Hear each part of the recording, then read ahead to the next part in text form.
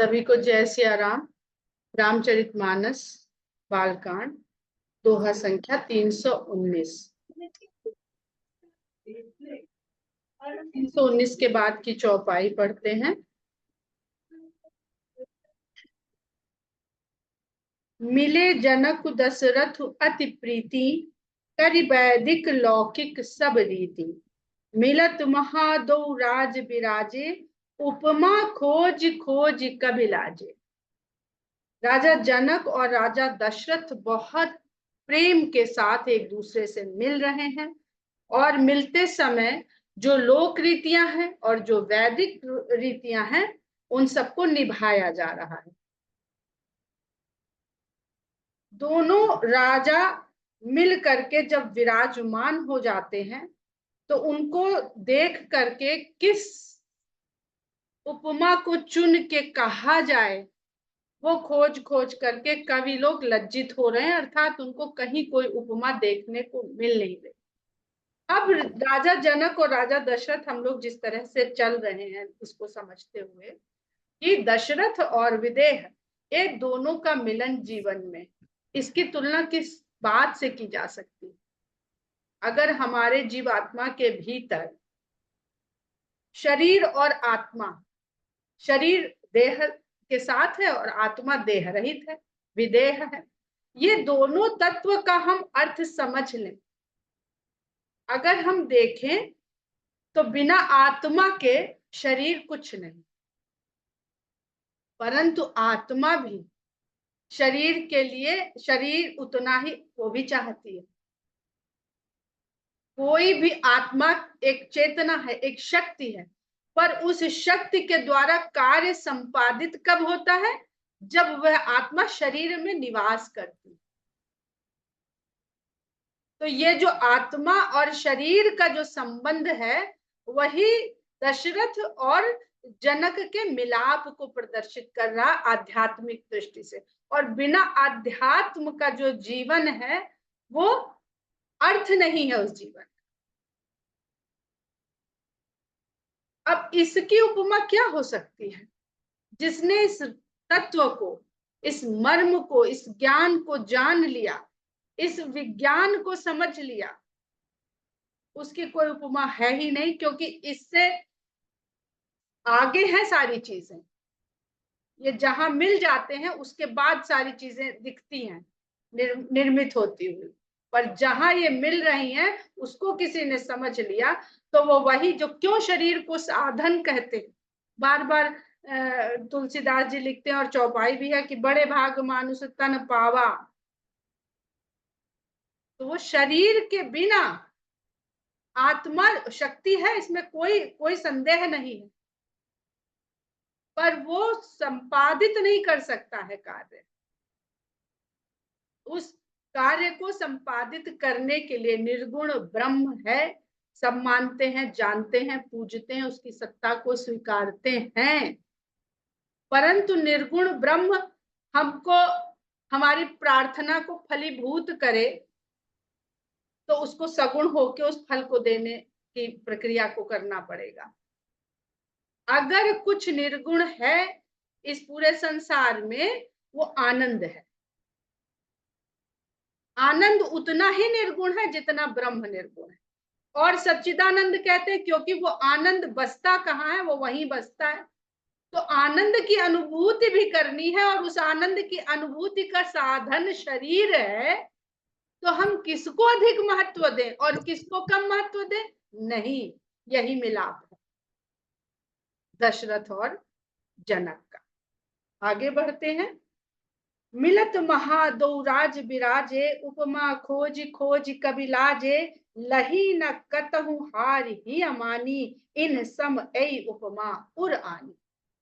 उन्होंने कहीं भी उस बात को कहने के लिए उपमा नहीं पाई और हृदय में हार मान के बैठे। तो कहते ना बार बार कि ब्रह्मानंद जो है वो गूंगे का गुड़ है, वो अनुभव तो कर सकता है पर बता नहीं सकता। तो उन्होंने अपने हृदय में हार मान लिया और यही कह दिया कि इन सम ऐ उपमा उर आनी। उनके हृदय में बस यही आया भाव कि इनके समान यही है, दशरथ और जनक जी के समान बस यही हैं। आगे बहुत सुंदर बात कहते हैं कि सामध देख देव अनुरागी। सामध क्या? संबंध। सामध का अर्थ है संबंध। सामध देख देव अनुरागी, देवता भी इस संबंध को देख रहे जो हम आंखों से देख रहे हैं, प्रत्यक्ष जान रहे हैं। सिद्धांत वेद में लिखा है, ठीक है, वो दिखता है वेद में, पढ़ने में आता है, शब्द अक्षर समझ में आते हैं, पर दृष्टि आंखों को नहीं दिखता है कि ये जो संबंध लिखा गया है देह और विदेह का ये क्या है। तो देवता अनुराग से भर गए, क्योंकि इस लीला के द्वारा भगवान उनको वेद में बताए हुए सिद्धांत को दृष्टिगोचर करवा रहे हैं। सुमन बरस जस गावन लागे, पुष्प की वर्षा करके वो यश गान करने लगे। जग बिरंचि उपजावा जबते, देखे सुने ब्याह बहुत तबते, सकल भांति सम साजु समाजू, सम समधि देखे हम आज। कहते हैं जब से ब्रह्मा जी ने इस जगत की उत्पत्ति करी है, तब से हमने जाने कितने ब्याह देख और सुन लिए। सकल भांति सम साजु समाजू, सम समधि देखे, लेकिन बराबर के संबंधी जो साज में समाज में स्वयं में एकदम बराबर हो, वैसे समझी तो हमने आज। तो जीवात्मा के भीतर जीव और आत्मा की जब ये संतुलन हो जाए, ये समता भाव आ जाए, न शरीर को शरीर का अहंकार रहे और न आत्मा को इस बात का रहे कि मैं ही तो हूं, आत्मा तो परे है इन सबसे। आत्मा हमारे भीतर आत्म के रूप में आ जाती है। आत्म तत्व की खोज में हम अहम तत्व को खोज लेते हैं। तो यही संतुलन, यही समता का भाव हमें जब समझ में आ जाए, तब उसको देवता लोग कह रहे हैं कि सकल भांति समसाज समाजू, सम समधि देखे हम आजू, देव गिरा सुनि सुंदर साची। देवताओं की इस सुंदर और सच्ची वाणी को सुन करके प्रीति अलौकिक दुहुति सिमाची, दोनों ही ओर, जनक की ओर और दशरथ की ओर, दोनों ही ओर अलौकिक प्रीति व्याप्त हो गई, मच गई, व्याप्त हो गई। तो ये बात अलौकिक तत्व की ही हो रही है, पर इस अलौकिक तत्व को समझने के लिए लौकिकता आवश्यक है। बिना, हम लोग तो लौकिक प्राणी, और बात समझना चाहते हैं अलौकिक, तो हमारा माध्यम ये लोक ही है। देत पावड़े अरग सुहाए, सादर जनक मंडप ही ले आए। उनको पावड़े बिछाते हुए और अर्घ देते हुए जनक जी आदर के सहित मंडप में लेकर के आए।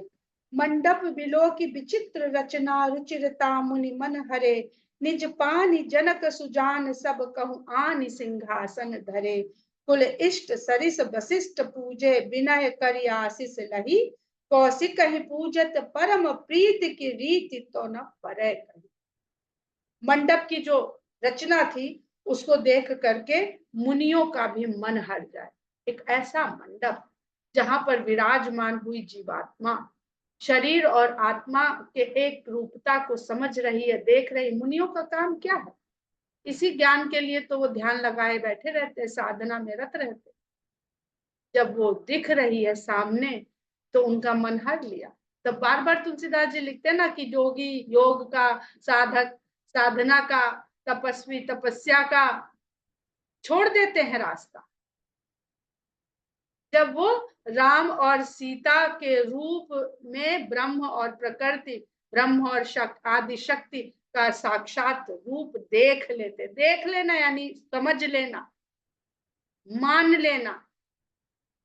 निज पानी जनक सुजान, सब कहूँ आन सिंहासन है। अब जनक जो विदेह हैं वो अपने हाथों से सिंहासन ला के रख रहे हैं। कुल इष्ट सरिस वशिष्ठ पूजे, अपने कुल के इष्ट देव के समान यानी कुल देवता के समान उन्होंने गुरु वशिष्ठ की पूजा करी, वंदना करी और आशीष पाया। कौशिक ही पूजत परम प्रीत की रीति तो न परै कही, और कौशिक की पूजा करते समय, कौशिक अर्थात विश्वामित्र, कौशिक की पूजा करते समय तो जो उनको प्रीति हो रही है हृदय में, वो परम प्रीति है। उस परम प्रीति की रीति को कैसे कहा जाए?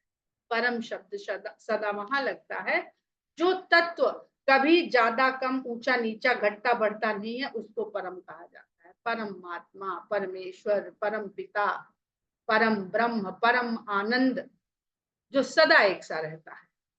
तो वो प्रीति जो परम प्रीति है, उसकी रीति को करने वाला जिसके हृदय में आ गई, वो जान सकता है, बता नहीं सकता। वामदेव आदि ऋषि पूजे मुदित महीस, दिए दिव्य आसन सबही, सब सन लही असीस। वामदेव आदि ऋषियों को भी आनंदित मन के साथ राजा ने पूजा की, राजा जनक ने पूजा करी, और उनको भी दिव्य आसन प्रदान करके सब सन लही असीस, सबसे ही उन्होंने आशीर्वाद। हमारी संस्कृति हमको क्या सिखा रही है कि आप जितने अधिक लोगों को पूज रहे हैं, उतनी अधिक कृपा पा रहे हैं। जितने लोगों के चरण स्पर्श कर रहे हैं, उतने आशीर्वाद पा रहे हैं। तो इसमें बुराई कोई है ही नहीं। सबके आगे हम शीश झुका सकते हैं, पर यह शीश प्रीति से झुके, भय से नहीं। कि अगर हमने इनको प्रणाम, बहुत हमारी जो सहेलियां थी बहुत कहती थी इतने सारे देवी देवता मंदिर में रख लेते हैं, कभी कभी जल्दी जल्दी होती तो लगता है आज उनको प्रणाम नहीं किया ठीक से, आज उनको हाथ नहीं जोड़ पाए ठीक से। हमारी दादी के भी मंदिर में यहाँ से लेके वहां तक कम से कम हमें लगता 3 फुट की दूरी तक विभिन्न देवी देवता रखे रहते थे। तो भय नहीं लाइए। अगर, और प्रीत कितने लोगों से की जा सकती है, ये आपके ऊपर है। प्रीति एक भाव है जो दूसरे को दे देने से पहले से कम हो गई तो परम प्रीति नहीं, ये लौकिक प्रीति है। क्योंकि लोक में एक वस्तु एक स्थान पर होती है, दूसरे स्थान पे जाने के लिए उसको उस स्थान से अनुपस्थित होना पड़ता। तो ये देखना पड़ेगा आपको कि आपकी प्रीति लौकिक प्रीति है कि परम प्रीति है। यदि तो वो लौकिक प्रीति है तो एक ही से लगा के रखिए, जब तक वो परम प्रीति में कन्वर्ट नहीं हो जाए। तो अपने ही इष्ट को पूजिए हर जगह, शीश हर जगह झुकाइए, लेकिन अपने इष्ट को ध्यान में रखते। और जब वो लौकिक प्रीति अलौकिक बन गई, परम प्रीति बन गई, तो कोई फर्क ही नहीं पड़ेगा आपको, पर उस अवस्था तक पहुंचना पड़ेगा। और लोकाचार से ही हम इस लोक में रहते हैं, तो उस अवस्था तक पहुंचने की प्रोसेस में ही रह के निकल जाते हैं यहां से। बहुर कीन्ह कौशलपति पूजा, जान ईस सम भाऊ न दूजा। फिर उन्होंने बहुत प्रकार से कौशलाधीश राजा दशरथ की पूजा करी, अब आसन में बैठा दिया है। जान ईस सम भाऊ न दूजा, उनको ईश्वर के ही समान मानकर पूजा कर रहे, कोई दूसरा भाव नहीं। वही जब परम प्रीति हो गई ना, तब सब में ब्रह्म दिखने लगता। जब सब में ब्रह्म दिख रहा है तो फिर तो कोई चिंता की बात ही नहीं, किसी को भी आप पूजा कर लीजिए, सब आपके लिए ईश्वर के समान हो गए। कीन्ह जोर कर विनय बढ़ाई, अपने हाथ जोड़ करके उनकी स्तुति कर रहे हैं। कहीं निज भाग्य विभव बहुताई, और उनकी स्तुति करते हुए अपने भाग्य और वैभव की बढ़त बता रहे हैं कि आपसे जुड़ करके। अब ये देखिए, जनक जी दशरथ जी की पूजा कर रहे हैं, कितने लोग अपनी आत्मा से अपने शरीर की पूजा करवा पाते। हम तो शरीर को निकृष्ट माने बैठे रहते हैं, और यही सिखाया समझाया जाता है कि शरीर तो निकृष्ट है, सारा मल तो ये शरीर है। पर ये शरीर नहीं होता तो आत्मा निवास कहाँ करती? आत्मा निवास नहीं करती तो ये तो शव ही था। तो जो भी ज्ञान आप पा रहे हैं, जो भी प्रेम की अनुभूति ले पा रहे हैं, जो भी संसार में भोग पा रहे हैं, अनुभव कर पा रहे हैं, वो सबके पीछे ये शरीर ही तो है। तो सबसे पहले अपने शरीर का मान सम्मान प्रेम सब कुछ करिए, उसको सबसे बढ़िया चीजें प्रदान करिए अपने शरीर को। अच्छा आचरण, अच्छा स्वास्थ्य, अच्छा भोजन, अच्छा जल, अच्छा विचार, विवेकानंद कहते थे कि हमने आहार की शुद्धता पवित्रता को भोजन से जोड़ लिया और वैचारिक आहार को भुला दिया, तो सारा आहार की शुचिता हमारी रसोई घर में जाकर के सिमट गई और वैचारिक आहार हमने भुला दिया। कि जब जब हम अपने शरीर का इस प्रकार प्रेम आदर सम्मान करेंगे तो आत्म तत्व अपने आप उसका वैभव बढ़ जाएगा, अपने आप उसका भाग्य बढ़ जाएगा। पूजे भूपति सकल बराती, समधि सम सादर सब भांति। फिर राजा ने सभी बारातियों की पूजा की, सम्मान किया। पूजा का अर्थ यही होता है कि विभिन्न प्रकार के पदार्थों के द्वारा सम्मान कर। समधि सम सादर सब भांति, और उसी तरह की जैसे अपने समधि दशरथ जी की करी।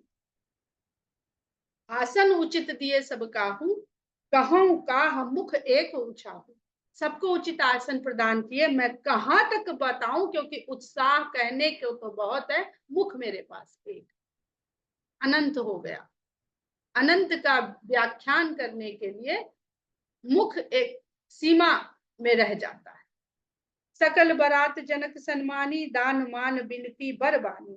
सारी बारात का जनक जी ने बहुत सम्मान किया, दान से, मान से, विनय से और श्रेष्ठ वाणी से। विधि हरि हर दिसिपति दिन राऊ, जे जान ही रघुबीर प्रभाऊ।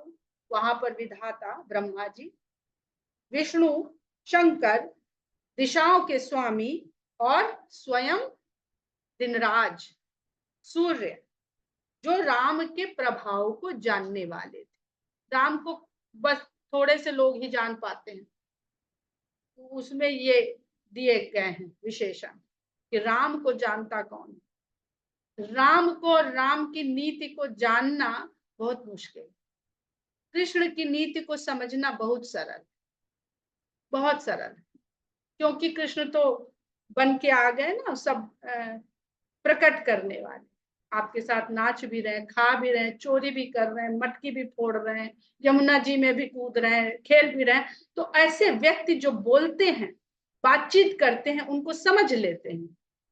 पर जो व्यक्ति सदा आपके साथ है लेकिन मौन रहता है, चुप रहता है, उसके कार्य क्रियाकलाप को समझना मुश्किल होता है। तो बेहतर है कि साथ का विश्वास मान करके बस साथ साथ चलते रहिए।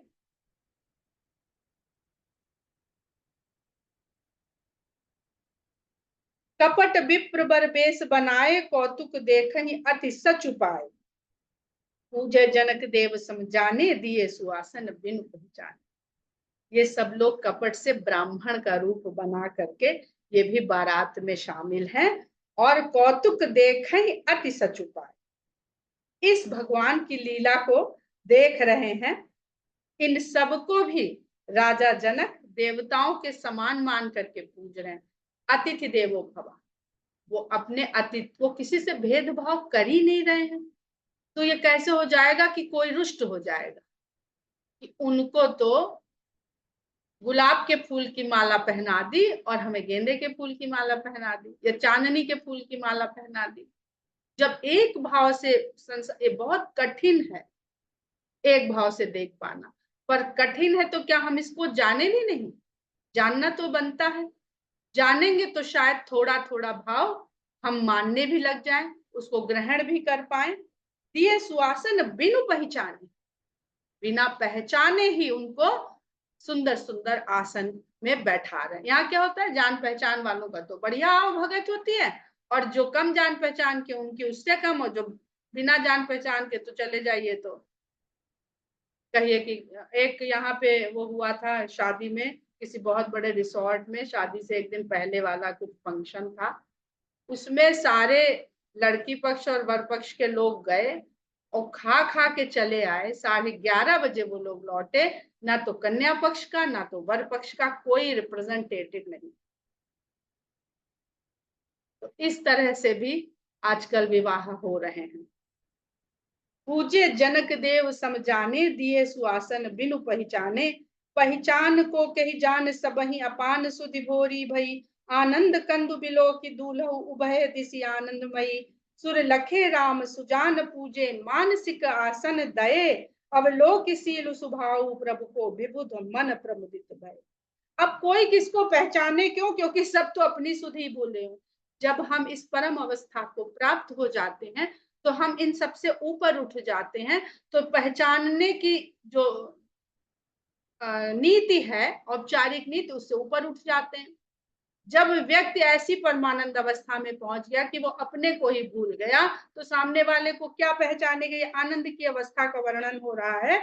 और आनंद कंद बिलो की दूल्हो, आनंद के कंद दूल्हे को देख करके सभी दिशाएं आनंदमय हो गई। जब सच्चिदानंद भगवान स्वयं वहां पर विराजमान है तो आनंद ही आनंद वहां पर विराजमान है। सुर लखे राम सुजान पूजे, देवताओं को राम ने देखा तो जान लिया कि ये है कौन, और ये जान करके ये हमारे विवाह को देखने के लोभ को नहीं रोक पाए हैं और ब्राह्मणों के रूप में बाराती होकर के यहाँ पधारे हुए हैं। तो मानसिक आसन है, राम ने भी उन सब लोगों को मानसिक रूप से आसन प्रदान। तो जब आप ऐसी जगह हो कि पूजा आदि करने की स्थिति में ना हो, तो अपनी मानसिक भावना के द्वारा आप कोई भी सत्कार, कोई भी पूजा, कुछ भी कर सकते हैं। अब लोकशील स्वभाव प्रभु को विबुध मन प्रमुदित भय। अब कोई आपको मानसिक सम्मान दे रहा है और देने वाले जिसको दिया जा रहा है उस तक ना पहुंचे तो फिर बेकार है। तो देवताओं ने भी भगवान के इस व्यवहार को अनुभव किया और इसको देख करके भगवान के शील और स्वभाव को जान करके वो बहुत ही प्रमोद से, फिर प्रशब्द लग गया, ऐसा मोद जो परम, ऐसे मोद से देवता लोग भर गए। रामचंद्र मुख चंद्र छवि लोचन चारु चकोर, करत पान सादर सकल प्रेम प्रमोदन। रामचंद्र जी का मुख चंद्रमा की छवि के समान है और उनको देखने वालों के नेत्र जो हैं वो चकोर की भांति रामचंद्र जी के मुख चंद्र को देख रहे हैं। और करत पान सादर सकल, बहुत आदर के साथ वो इस छवि के दर्शन का पान कर रहे हैं और इस पान करने में उनका जो प्रेम के कारण परम आनंद है वो थोड़ा नहीं है, अर्थात बहुत है। समूह बिलो की वशिष्ठ बुलाए सादर सतानंद, सुनिए आए, समय हो गया है, ऐसा जान करके वशिष्ठ जी ने आदर सहित शतानंद जी को बुलाया और ये सुन करके शतानंद जी वहां उपस्थित हुए। बेग कुंवरी अब आनहु जाई, चले मुदित मुनि आये सुपाई। उन्होंने कहा, वशिष्ठ जी ने शतानंद जी से, वर पक्ष के पुरोहित ने कन्या पक्ष के पुरोहित से कहा कि शीघ्र ही राजकुमारी को लेकर के आइए। इतना सुनते ही आनंद मन के साथ उनकी आज्ञा को पा करके शतानंद जी वहां से चल पड़े। रानी सुनी उपरोहित बानी, प्रमुदित सखिन समेत सयानी, विप्र वधु कुल वृद्ध बुलाई, करि कुल रीति सुमंगल गाई। रानी ने जब उपरोहित के द्वारा आके जब बताया गया कि कन्या को मंडप में बुलाया जा रहा है, इतना सुनते ही रानी बहुत आनंद में भर गई। सखियों और जो वहां पर सयानी स्त्रियां थी, जो बुजुर्ग महिलाएं वहां थी, विप्र वधु कुल वृद्ध बुलाई, फिर उन्होंने ब्राह्मण की पत्नियों को और अपने कुल की पुरखिनों को बुलाया। बुला करके कर कुल रीति, अपनी कुल रीति करवा के मंगल गीत गाए। नारी बेस जे सुर बर बामा, सकल सुभाएं सुंदरी श्यामा। वहां पर जो देवताओं की सुंदर स्त्रियां नारी का, साधारण नारी का वेश बना करके थी, जो सभी सुंदर भी थी, स्वभाव से भी बहुत अच्छी थी और श्यामा थी, युवती थी, किशोरी थी। तिन्हीं देख सुख पावही नारी, बिनु पहचानी प्राणहु ते प्यारी। उन्हें देख देख करके लोग सुख पा रहे थे, पहचान नहीं रहे थे, पर वो सबको प्यारी बहुत लग रही। तो कब आपको इस संसार में, इस लौकिक संसार में किस रूप में कौन मिल रहा है आप नहीं जानते। कभी कभी हम लोग सब अपनी अपनी घटनाएं बताते हैं ना कि ऐसा ऐसा हो रहा था, पता नहीं कहाँ से कोई एक ऐसा आया या आई, वो ऐसा कर दिया जैसे वो मेरे लिए भेजा गया, तो वो आपके लिए ही भेजा गया था। इवन आप जाम में फंसे होते हैं, एक गाड़ी आती है, अपने लिए रास्ता साफ करती है, और उसके सहारे से आप उस जाम से निकल जाते हैं, वो गाड़ी भी आपके लिए भेजी जाती है। यही जीवन का ये उदाहरण प्रस्तुत करता है कि आप जीवन में जब फंसेंगे तो कोई गाड़ी भेजी जाएगी जो रास्ता बना देगी आपको। तो उन जाम और उन आने वाली गाड़ियों में कौन सी गाड़ी आपको जाम में फंसाने के लिए है और कौन सी गाड़ी उस जाम से आपको निकालने के लिए, आप नहीं जानते। तो आनंदित रहिए हर समय। जाम में फंसाने वाली भी गाड़ियां हैं और जाम से निकालने वाली भी वही गाड़ियां। तो इस संसार में कष्ट देने वाले अगर मनुष्य हैं, तो इस संसार में आपको उस कष्ट से उबारने वाले भी वही मनुष्य हैं। और कौन मनुष्य किस रूप में मनुष्य का रूप धर के आपको भगवान के द्वारा भेजा जा रहा है, आप नहीं जानते हैं। तो अपना भाव एक रखने का प्रयास करिए। तिन्हई देख सुख पावही नारी, बिनु पहचानी प्राणहु ते प्यारी, बार बार सन्मान ही रानी, उमा रमा सारद समझ।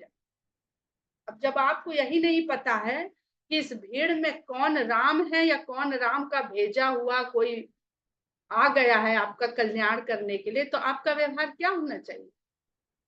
आपको सबके साथ समान आदर और प्रेम का व्यवहार करना चाहिए। तो वो सबका सम्मान कर रही हैं और सभी को उमा रमा शारदा के बराबर। सीए संवारी समाजु बनाई, मुदित मंडप ही चली लवा। सीता माता का श्रृंगार करके और समाज बना करके जो उनके साथ चलेंगी जाएंगी, उनको भी अच्छी तरह से तैयार करके बहुत आनंद के साथ सीता जी को लिवाकर मंडप की ओर चल पड़ी। चली ल्याई सीता ही सखी सादर, सज सुमंगल भामिनी, नव सप्त साजे सुंदरी, सब मत्त कुंजर गामिनी, कलगान सुनि मुनि ध्यान त्यागहि, काम कोकिल लाजही, मंजीर नूपुर कलित कंकन, ताल गति पर बाजी। कुछ भी करिए संसार में, इसकी ताल और लय को बिगड़ने नहीं दी। अगर चल भी रहे हैं तो ऐसे चलिए कि प्रकृति की ताल और सुर और लय के साथ आप मिल जाएं। तो सीता जी को लेकर के सभी सखियां सादर आदर सहित सुंदर मंगल वेशभूषा वाली स्त्रियां, जो 16 श्रृंगार से सजी हुई सुंदरियां थी, और सब की सब गजगामिनी, हथनी की मस्त धीमी धीमी चाल की तरह से चलने वाली थी, गायन करती हुई जा रही सीता जी को लेकर के। और ऐसा गायन है कि उसको सुन करके मुनि भी ध्यान त्याग दे और कामदेव की कोयल भी लजा जाए। अर्थात जो सब कुछ त्याग के वैरागी हो गए हैं, वो भी अपना ध्यान छोड़ दें, और जो काम में लिप्त हैं, विषय कामनाओं में लिप्त हैं, वो राम और सीता की कथा दोनों के लिए है, वैरागी अनुरागी दोनों के। ऐसी कथा है जिसको संसारी गृहस्थ, पचड़े में फंसा हुआ व्यक्ति, स्त्री, सुबह से शाम तक संसार के झंझटों में, वो भी अगर 10 मिनट को रामचरितमानस का गायन कर ले, पाठ कर ले, तो भूल जाता है, आनंद में भर जाता है। और जो वैरागी है, सब कुछ त्याग के बैठे हैं, उनको भी ये लौकिक कथा देख करके, प्रसंग देख करके वो भी आनंद में भर जाते हैं। तो सब कुछ करिए इस संसार में, चाहे वैरागी बन के रहिए और चाहे सांसारिक बन के रहिए, सीता जी के इस रूप का ध्यान करते रहिए, तो आपको आनंद मिलता रहेगा। मंजीर नूपुर कलित कंकन, उनके चलने से जो उन्होंने आभूषण पहने हुए हैं, ताल गति पर बज रही, वो एक ताल और एक गति के साथ बजते हुए चल रहे हैं। सोहति बनिता वृंद महु सहज सुहावन सीय, कवि ललनागन मध्य जन सुषमाती। इन स्त्रियों के समूह के बीच में सीता जी बहुत सहज रूप से सुंदर लग रही हैं। ऐसा लग रहा है कि सुंदरता रूपी ललनाओं के बीच में सौंदर्य स्वयं शोभायमान है। यानी इस संसार में जितना सौंदर्य आ रहा है, वो सब माता सीता के द्वारा ही आ रहा है। एक चौपाई बहुत सुंदर तुलसीदास जी ने जयमाल के समय में लिखी है कि जैसे छवि के बीच में छवि ज्योत दीप शिखा सी सीता जी हैं। तो ये क्या है, चाहे जितना सौंदर्य हो इस संसार में, अगर उसमें प्रकाश नहीं है, ज्योत नहीं है, तो उस सुंदरता के दर्शन नहीं हो सकते। राम ब्रह्म है, पर जब तक सीता की ज्योत, प्रकृति की ज्योत वहां पर नहीं रहेगी, उस ब्रह्म का, उस सौंदर्य का, उस आनंद का अनुभव नहीं हो पाएगा। सोहति बनिता वृंद मऊ सहज सुहावन सिय छवि ललनागन मध्य जनु सुषमाति अगम। हम लोग का आज का समय भी पूरा हो गया है और बहुत सुंदर जगह पर आकर के हमारी कथा भी विराम ले रही है। यहीं पर विराम करते हैं। जय सिया राम।